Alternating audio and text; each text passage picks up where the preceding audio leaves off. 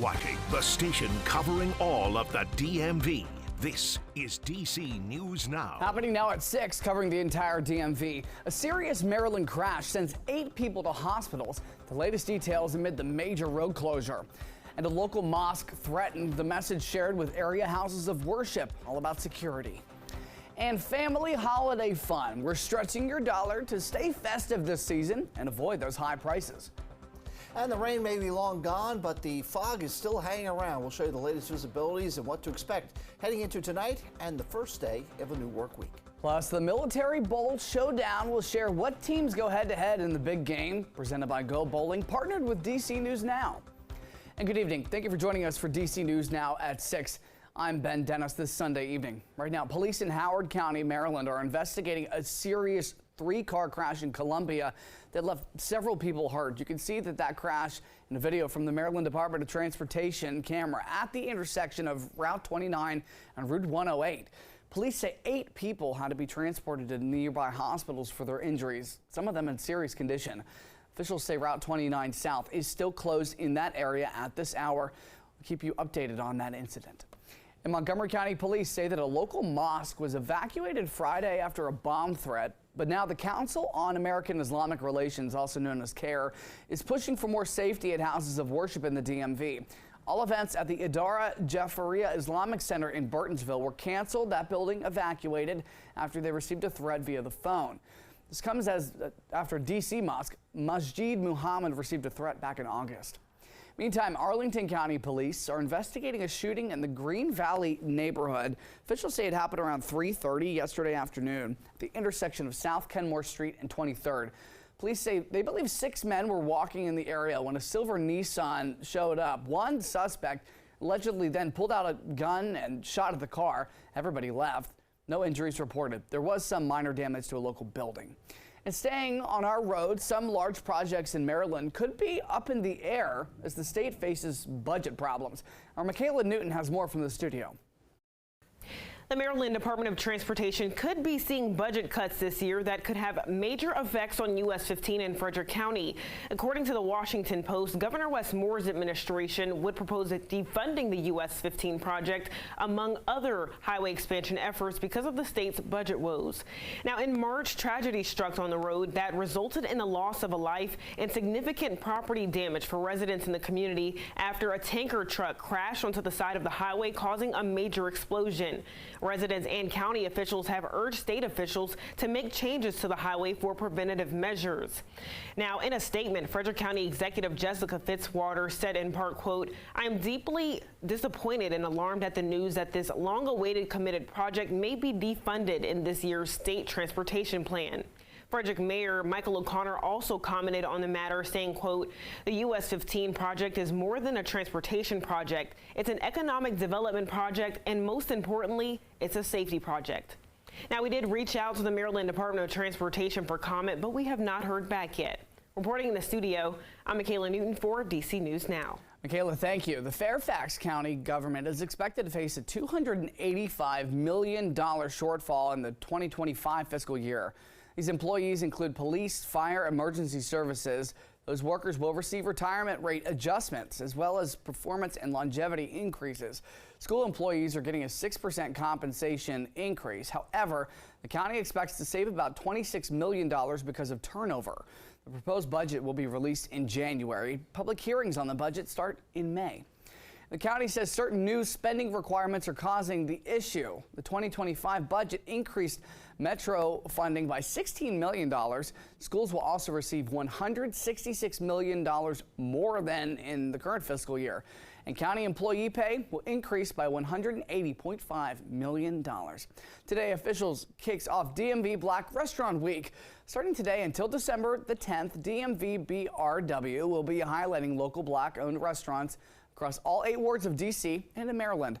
D.C. Mayor Muriel Bowser will also give away grants to improve food access across the DMV. You can check out dmvbrw.com for the full list of participating small businesses and restaurants. And before we toss it over to Scott Sumner with the forecast, we're taking a look at some heavy fog traveling around the DMV.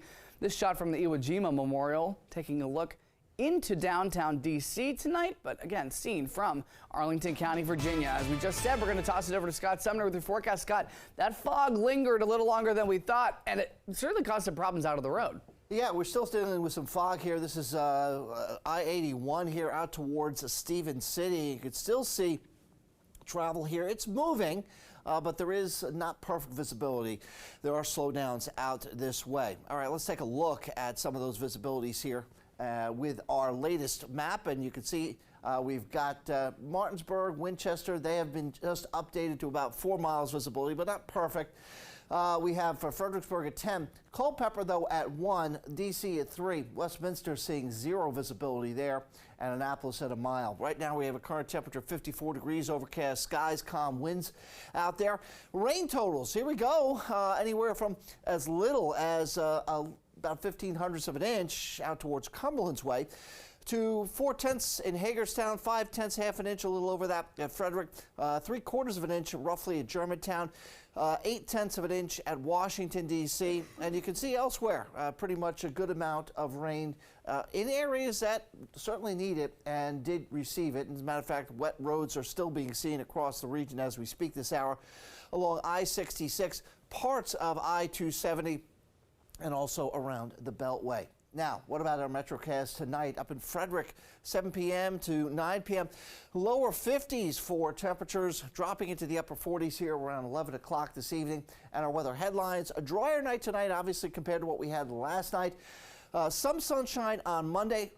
A little clipper system comes in for Tuesday, and then chilly and breezy by the middle of the week. Of course, as always, I'll sum it up with that 7-day forecast. Ben? Looking forward to it. Thank you, Scott. Staying safe in the district. The Public Service Commission in D.C. is giving out free home weatherization items to help you stay safe and warm through the holiday season. The city's calling it their Winter Ready campaign. Officials say that they hope the program will provide people living in the district and businesses with help and resources to cut energy costs. First event is set for Wednesday, the 6th, at the Dorothy Height Library on Benning Road in Northeast. That starts at 4, goes until 6 p.m. You can find a full list of those events on our website, dcnewsnow.com. And in this season of giving, D.C. police are warning you to protect your packages from thieves.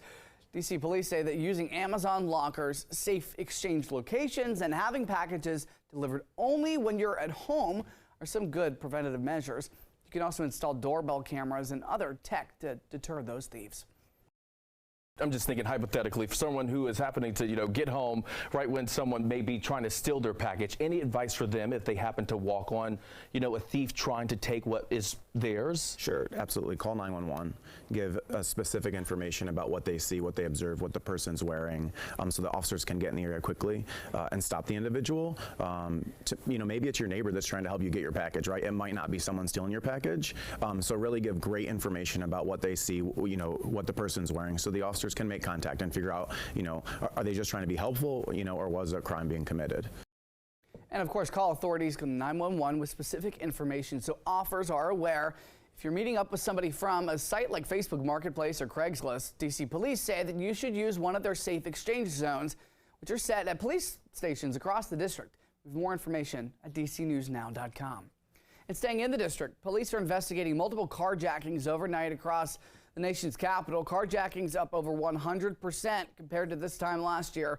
But coming up at 6:30, our Dave Laval speaking with the girlfriend of a victim of a deadly carjacking in Northwest in 2021. Her reactions as that troubling trend continues. Experts are also now taking the time to warn people about the possible dangers of Christmas lights. Get a load of this. Experts say you should closely inspect any decor that uses electricity. Damaged wires can create a hazard when you plug them in. You should also use the appropriate lights for the area of your home being decorated. Make sure that the cords, the lights that you're using are rated for outdoor use, because those are going to be a little bit thicker, a little bit more heavier duty wires and cords, as opposed to the inside lights that you might be using on your tree or around other areas of your home. LED lights can save you money and energy. They're more efficient and can last up to 2 decades. And the Loudoun County Learning Center is helping parents and children. They're providing families with affordable daycare.